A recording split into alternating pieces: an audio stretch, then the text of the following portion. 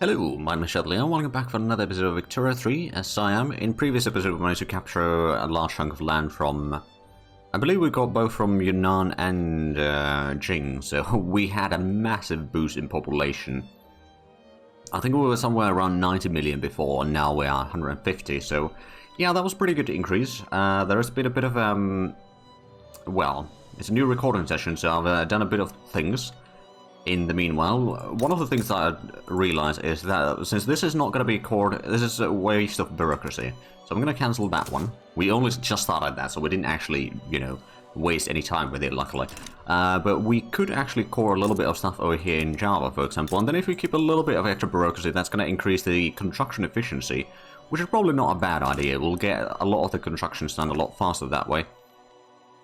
I've increased the amount of constructions being done to 10 pages.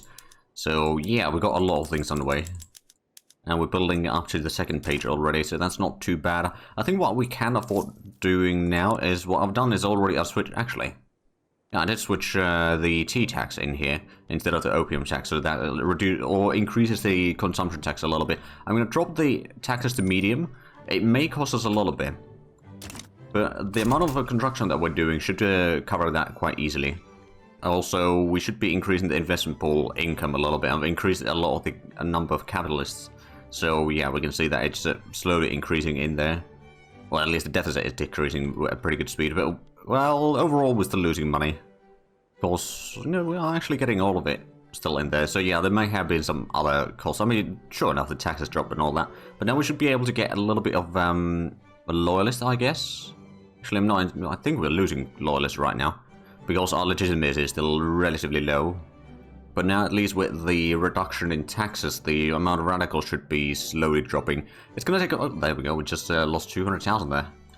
Right, but it will probably take quite some time. Now, we could try passing the universal suffrage now. We've got 53% chance of passing it, but industrialists would hate that, so that would be pretty bad for our income, for at least short term. Landowners would also hate that. Is there any... Well, I suppose we are still a monarchy, aren't we? So that is increasing the landowners' power by 25%. If we were to become a presidential republic, then... Oh, industrialists would like that one. Rural folk would absolutely hate that. And the clergy, and the landowners, and petty bourgeoisie. Parliamentary republic is still also hated by a lot of them, but, you know... Industrialists, intelligentsia, and trade unions would all love that. Is that... Who is our head of state? It's part of the intelligentsia. So as long as intelligentsia is part of the government, we do get a plus 20 to the legitimacy. That's not necessarily a bad thing, to be fair. So maybe we will stay as a monarchy for the time being. Or constitutional monarchy as we are. But if we try to pass the law, I don't want to lose the 20% manufacturing tax income, because that's going to be pretty bad for our income. Admittedly, we are currently losing some cash, but as soon as more and more buildings are done, then, you know, the income will start increasing. But we're probably going to stay in peace for a little bit. Not going to let the infamy drop too far, but just to get a little bit of the constructions done and all that sort of stuff, so that we can get a little bit better income. And technically speaking, we could drop in the funding over here. Since we don't get the bonuses anyway, so we'll just do that. I mean, well, there's still the morale recovery and all that, and the army power protection. Actually, yeah, we'll keep that on because we want to get the prestige from the army protection, or power protection, so that does help us a little bit. Did we have any more fleets being made? Oh, we got a naval base level 1 over here. Give it a bit of a boost, and that's going to be a fair bit more. And then over here, did we have that already? It's 15. So with these, well, it's 25 flotilla, so it's going to be a little bit extra than one full fleet from there. Well, it's not necessarily the worst. Also, do we have a lot of armies that we could recruit? We do have a little bit extra in South China, so we could get another general in there, or we just increase the existing general a little bit. Which is probably a better option right now. So Southern China, so let's just promote you. You are one of our very good defenders in there, so that's actually fine. Oh, there we go. International exchange standards, plus 10% minting, minus 2% loan interest rate, so that is going to make a nice little bit of profit for us. I think after that we should either focus on more of the production things. I mean, the radios would be really helpful, because that would allow us to get to the dreadnoughts and other things. Because I'm pretty sure that we won't be able to really buy those from anyone else. Realistically speaking, pasteurization wouldn't be too bad either. It would allow a bit of manpower reduction at whaling, fishing and livestock ranches. But of course in society we could also try go for malaria prevention, although we don't really do colonization anymore. The psychoanalysis would be pretty decent as well. The alliances we... Well, I suppose the extra maneuvers wouldn't hurt. Huh. There's a possibility. And then in the military, of course, there is a lot of things in here. We're currently getting the NCO training, which is honestly not a bad one. But we'd need the radios for that. So I think what we're going to do is we're going to go for the pasteurization, then get the radios. And, well, or maybe the automatic bulb blowers, depending on what the sort of is spreading to us initially. Oh, there we go, now we're getting some loyalists. And the radical numbers seem to be going down a little bit, at least. I'm hoping, anyway. But there we go, now we're making 37,000, almost 37,000 pounds per week again. And the amount of construction that we're doing is rising up pretty high. We started the episode with 388 million GDP, it's already 394, so that is going up very rapidly as well.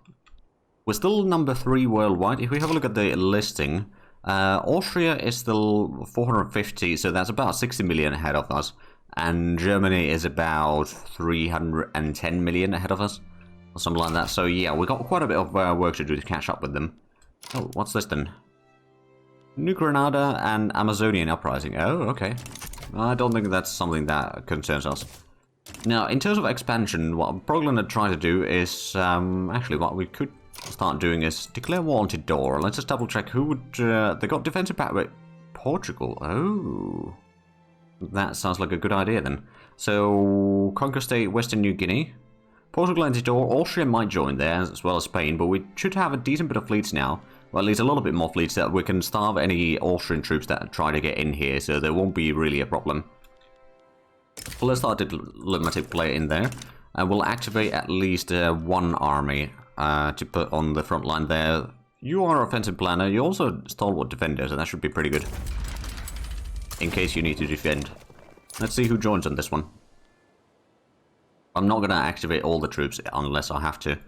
But Portugal is in there. Technically speaking, I could put in a war goal maybe on Portugal. We'll wait if the Portuguese abandon them or not. I'm hoping that they get at least someone helping them, like maybe Austria or Germany or someone. So that they will stay in the war, we can put in more war goals. If they don't get anyone to help them, they might just surrender anyway, and well, maybe we'll get at least the rest of the Western New Guinea, which isn't necessarily a bad thing. Wait until somewhere around here before we put the rest of the war goal. Oh, there we go, Sulu joins. And Tidor backs down, alright. Well, we got ourselves a little bit more territory in here, and that's a lot of oil rigs that we could build in here. I think we're going to build up all of that. I'll also put in another iron mine in here, just for good measure. Also put in some dynamite to get a bit more iron out of it. Not that we necessarily need too much of it, but, you know, it doesn't hurt to have a bit of extra. There's a livestock ranch. Seem to have a bit of a lack of pops there, but I think they'll be able to hire now without too much issues. Sugar plantation might have a bit of an issue there as well. It's not really making a lot of profit there. If we reduce the labor use in there, they will probably improve the profits as well. So now we're getting £50,000 per week. 55 even. And the gamble. Leader of the rural folk has been openly preaching about the benefits that a mysterious and secret political gamble can bring to our government. When asked for details, he smiles coyly, refusing to elaborate. Yeah, no, we're not going to go for that one. Right, so the industrialists, how is the loyalty right now? It's only +1 approval. Although loyalty would probably be a bit more apt name for it, to be fair. Oh, well, at least for me to use. Right, there's the modern port. Oil discovered in Kansas. Alright, well, we're not in Kansas anymore. We are increasing the barracks now in China as well, so that's going to be really nice. The radical numbers are still slowly dropping, although we probably got a decent bit from, well, at least a little bit from the conquest in here, but I suppose the total pops in this are fairly small, so the effects are rather limited. We could probably put in the tanker cars there just to reduce the employment a little bit in there, which means that there's going to be a little bit more people to work elsewhere. You can't territory gold depleted. Oh, right, isn't that? Yeah, it's over here. Okay. They got a lot of potential gold mines there. Oh, we've still got one gold field here. It'll probably eventually die out, but thus far it's doing still fine. I'm making pretty good money, so we should be paying off the loans fairly quickly.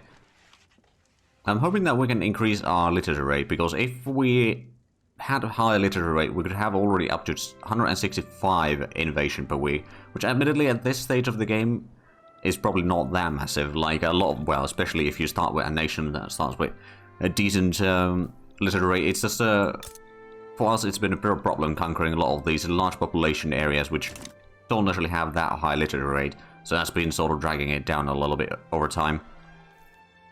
Although we're slowly trying to climb back out of it, but it's going to take some time. So we're still losing about 33,000 from the investment pool. Now 35,000 from the investment pool per week. But I think we're slowly... Oh, let's have a look at the markets in here. So porcelain price is going down. Our silver price is going up. Hardwood price is going up slightly. Lead price is going up. Oil price is going up. And wine price is going down. Okay, so lead price is something that we're going to easily have an impact on. Where was it?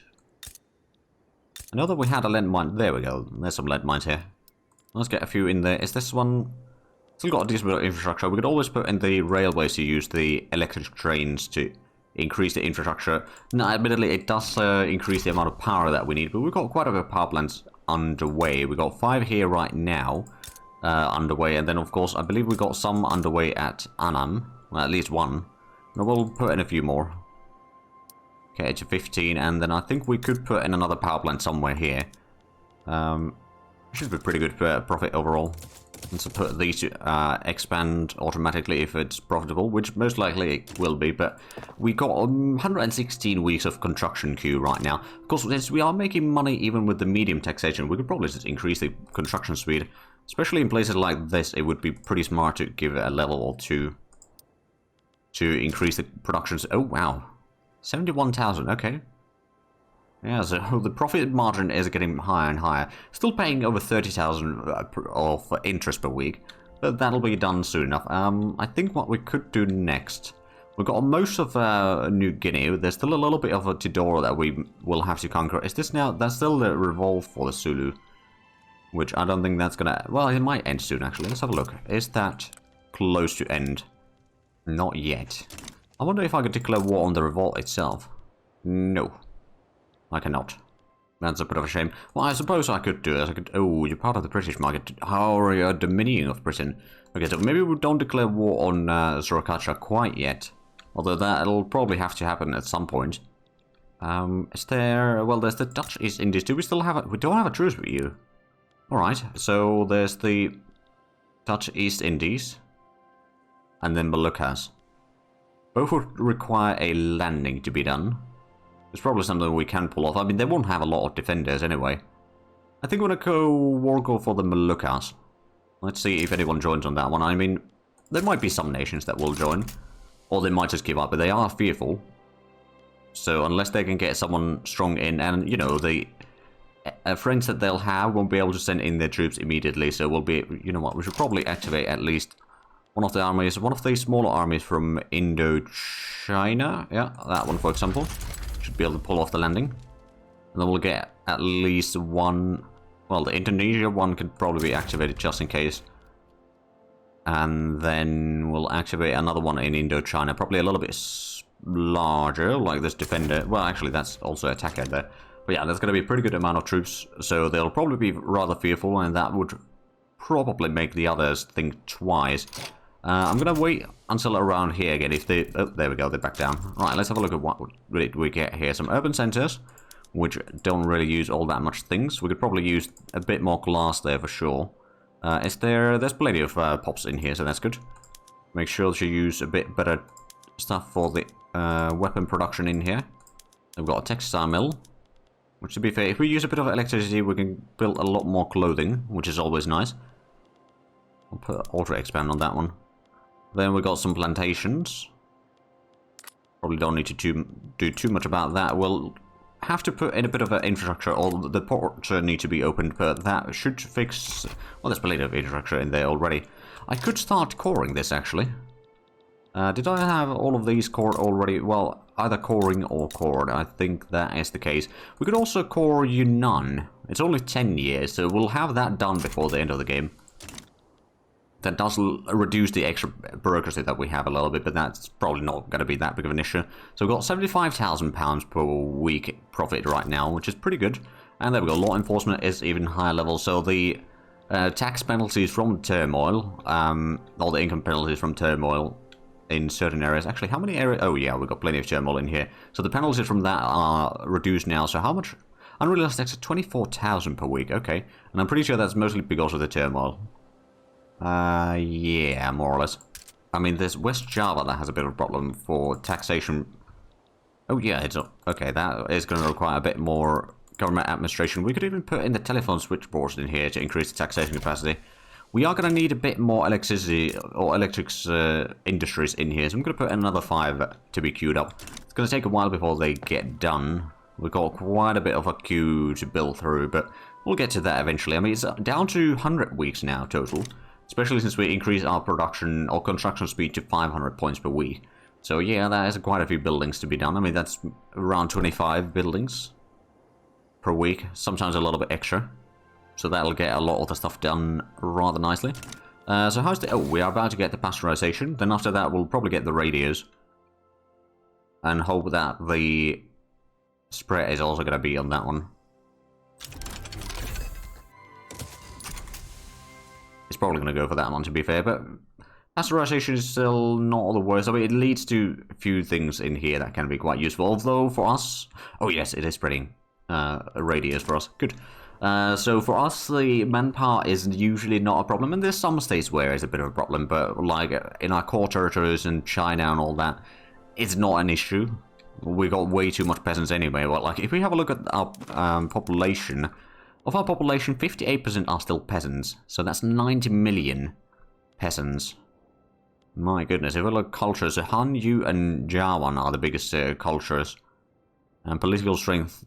Thai and Vietnamese and Jawan have the highest political strength. We've got a lot of Buddhists.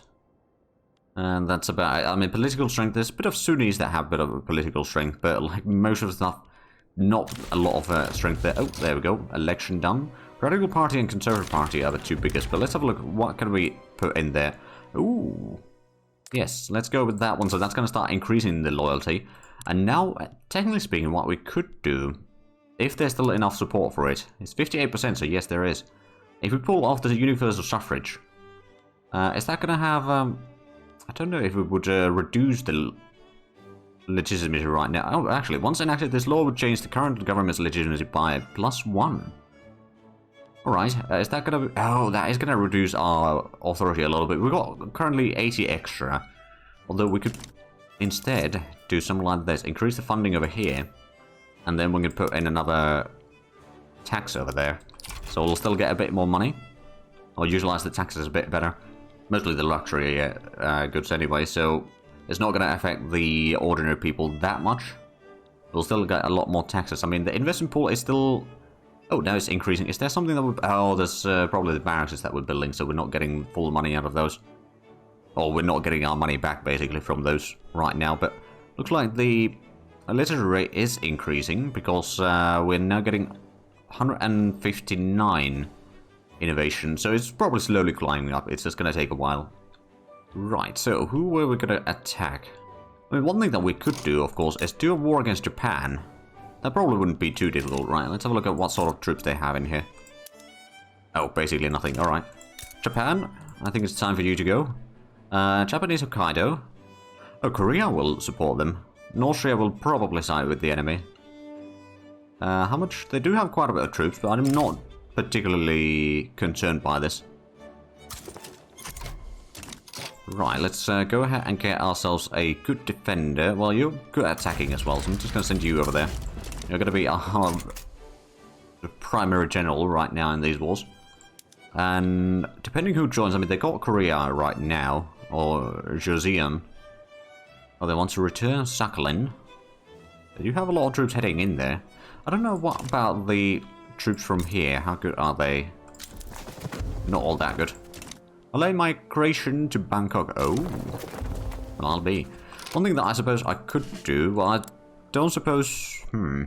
Indochina, so yeah, we could put you to escort convoys going there to make sure that our troops will have plenty of supplies. Is Austria having a revolution? Yes, Austria is having a massive revolution because they just lost all the interest, or most of the interest that they had. Speaking of interest, though, I believe we can declare more. We've got a lot of them already, admittedly, but apparently we can declare one more. I'm going to declare the Eastern Siberia again, in case we end up in a war against the Russians again, some point in the future. Oh, Austria joins. I think they are going to be a little bit occupied, but that might give them... Well, no, they're still fearful. They won't be able to invite anyone else in, though, so let's go ahead and put in a bit of war goals. So, Conquer State. The Hoku is going to be another one. And I'm going to maybe go for Kanto and Chubu. For Kanto. I saw that the next one was also on the list on the top there. So Chubu and then, yeah, Kansai. So it goes in from north to south basically in here on the list there. So that would be a lot of stuff that we'll conquer. Also get our infamy to 550. Now the Austrians haven't sent anything in here, and their average defense is only 43. Our attack is well over 100. Of course, it's going to take another 20 days for our troops to arrive there. We'll mostly use our navies. I mean, we might have to activate another army in Indochina just in case. You should be pretty good at defending, so I'm just going to mobilize you. Gonna cost us a bit of money. Ooh. Austria, oh, okay, they're gonna give up now then. Enterprising Entertainer has arranged for 2 aging locomotives to run into each other at a local fair. The resulting collision may pose a danger to the crown, although that hasn't stopped Charoon, leader of the clergy, from declaring that he will have a front row seat at the event. Yeah, everyone can join the spectacle. I was hoping to maybe reduce their power a little bit, but I guess we failed on that one. Right, 3 more days and we'll have our troops in there. They still haven't... Well, they don't have any more maneuvers to invite anyone else in, so they are fearful they'll probably give up, which means that our infamy should drop quite a bit because of that, because I'm pretty sure that if they give up, at least some of the infamy will be refunded, as it were. So, we should have pretty good stuff in there. We can always sink the convoys to make the Korean troops be out of morale as well. They don't have that massive armies in there, admittedly, but they got a little bit. Are they not giving up? Well, I suppose we are taking a lot of their lands, or trying to claim a lot of their lands. Plus, we haven't brought that much troops in there. They got 200 battalions, but those battalions are no match for us. Because what we could probably do is send in a bit smaller army for defense purposes, like the one from well, maybe I don't want to use the Indonesian people or population because it's rather low. Maybe we'll send this one. I'll defend there. We'll arrive there in due time. I also realized that we don't actually have any troops in here, do we? We could have some. Let's get 10 battalions here to suckle in at least. To arms! Both sides are attacking. I think we are going to be a bit faster on this. And even with a plunder, we're going to annihilate their troops. Admittedly, they are more of a feudal society still, by the looks of it. Something that I might be interested in doing is to try a Japan run while keeping the Shogun in power. And not modernize the country too much. I mean, maybe try modernize it here and there a little bit to get better... Oh, bollocks. That's going to be a problem. Right. Are we going to be in there time? Yep. But now they're advancing in there. Well, I suppose once they reconquer that, it's only going to be one front again. We'll have the advantage once our troops get in there. Mexico declared rivalry. Alright. Now we're attacking against quite a few battalions, but we're still winning that. I think we might want to send in another army. Let's send in the army from southern China in here. Just so that we'll have a bit more troops holding the ground. Of course, the convoys might start having some problems. Speaking of convoys, though, I did not give the orders for the fleet yet to start raiding. We'll use the southern China fleet probably to do the convoy raiding in... Actually, where can we... Not invasion. Convoy raiding, there we go.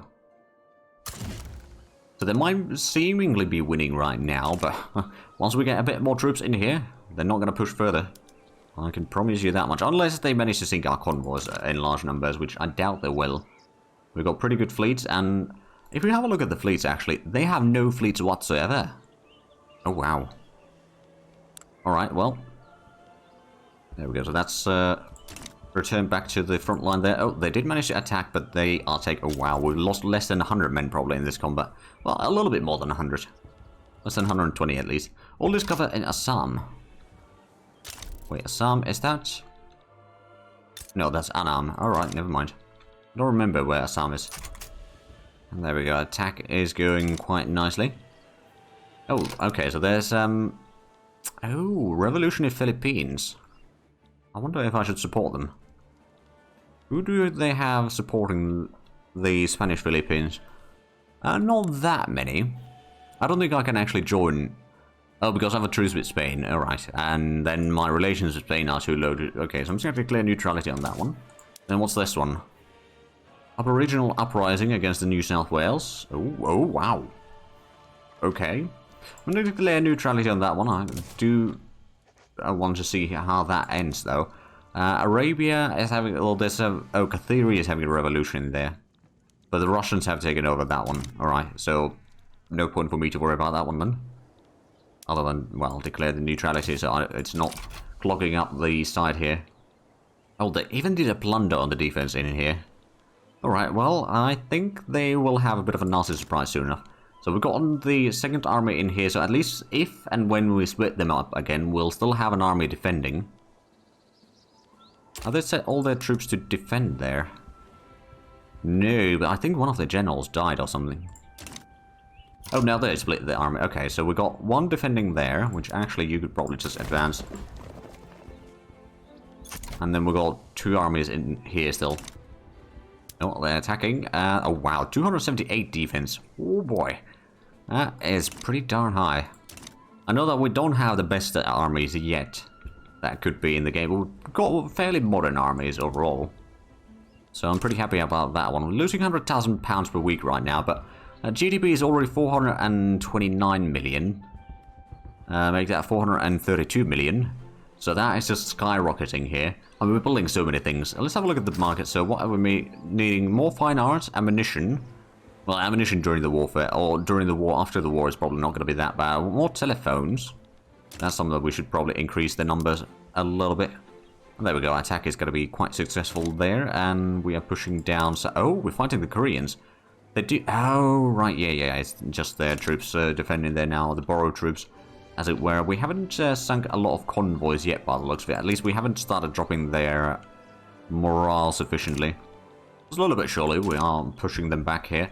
And we'll conquer more. Oh, there we go. So we've got one army defending against that peninsula, keeping them busy, while the main army is still pushing further. Is that the... Oh, that's the Korean troops mostly there. Alright, well, this army, once we clear out that one, it can probably help clearing out the other peninsula there. So we've got a sort of a mop-up army and the front army that is pushing further and further. Which apparently is doing pretty darn good job. Now, there we go, radios. So now we've got all of those, so let's go into the military and get the NCO training done a bit faster. And while we could switch to the radio production already, I don't think it's necessarily that smart of an idea quite yet, because it's just not going to be... Like, it's going to drop the telephone production a lot, although I suppose radio... Hold on a minute, let's have a look at the telephone consumption a little bit. It's mostly for the government administration, so we don't even produce enough as it is. I mean, we are going to increase the productions to 10 facilities already in there. We could probably build some over here, some maybe in Guangxi, for example. The electric industry and give it a few levels. Put it auto-expanding. We could maybe put this one to produce the radios, for example. Make sure to put that on publicly traded, so we'll get the investment... Oh, there we go. The investment pool is actually increasing now again. Which is definitely good news for us. But I do realise that we are now out of time for this episode, so if you enjoyed this, please like, comment, subscribe. If you haven't already, also check out the links down below. But other than that, thank you very much for watching. Until next time, bye bye.